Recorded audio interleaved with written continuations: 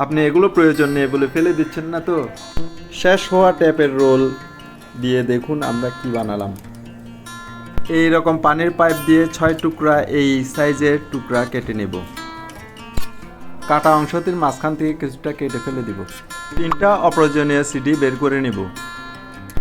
একটা সিডি থেকে আমরা ভাগ করে 2টা সিডি বের করে নিব। ট্যাপের রোল বরাবর সিডিটাকে বৃত্ত করে দাগ দিয়ে কেটে নিব। প্লাস দিয়ে সিডিটাকে একটু বাঁকিয়ে নিলেই সিডিটা ভাগ হয়ে যাবে। তখন আমরা 2টা ভাগে বিভক্ত করতে পারবো। এতে করে আপনাদের 2টা সিডিও পেলাম, আবার কাটতেও অনেক সুবিধা হবে, কারণ এটা একটু নরম হবে।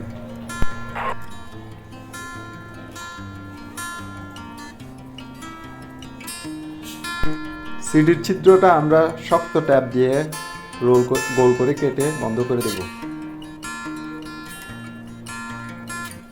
এটি অনেক শক্তিশালী ট্যাপ, সহজে ছুটে যায় না। এবার রোলে গাম লাগিয়ে নিচ্ছি। এরপরে সিডিটাকে বসালাম ওখানে, বাস লেগে গেল। এরপর এই হ্যান্ডেল বসানোর পালা। আমরা গাম দিয়ে আঠা লাগিয়ে নিচ্ছি।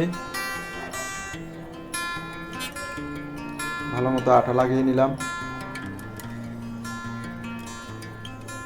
এরপর ছিদ্র বরাবর আমরা স্ক্রু লাগিয়ে নেব, তাহলে অনেকটা শক্ত হয়ে যাবে।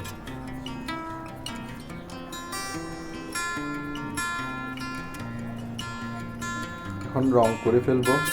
আপনারা চাইলে আপনাদের ইচ্ছা মতো রং করতে পারেন। আমি এখানে লাল রং করছি। কালো রঙের সাহায্যে আমরা একটু ডেকোরেশন করে নেব। জাস্ট রং একটু বেশি করে নিয়ে চাপ দিলেই আপনি ঝরে পড়বে রঙগুলো, তাহলে আর একটা ডিজাইন হয়ে যাবে। আমি এভাবে কিছু সাদা ফুটা ফুটা করে সাদা রং ডেকোরেশন করে নিচ্ছি, দেখতে যাতে সুন্দর লাগে। অ্যাক্রিলিক কালার দিয়ে আমরা একটু গ্লোসি কালার দিয়ে একটু গ্লোসি আসার জন্য পেইন্ট করে নিচ্ছি, তাতে অনেকটা গ্লেজ চলে আসবে, দেখতেও সুন্দর লাগবে। দেখুন গ্লেজ চলে আসছে, একটা চকচক করতেছে।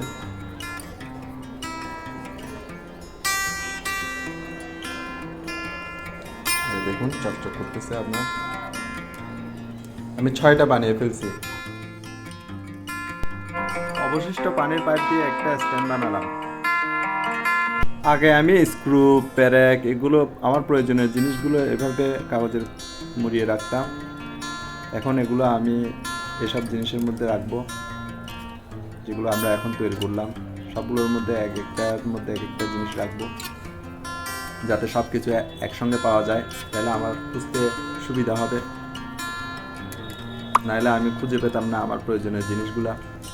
এখন একসাথে একই জায়গায় আমি সবগুলো পাবো, এতে করে আমার অনেক সুবিধা হবে। এটা আপনারা যে কোনো বাড়ির একটা কোনায় ডেকোরেশন করে রেখে দেন, বাড়ির সৌন্দর্য বৃদ্ধি পাবে। ধন্যবাদ।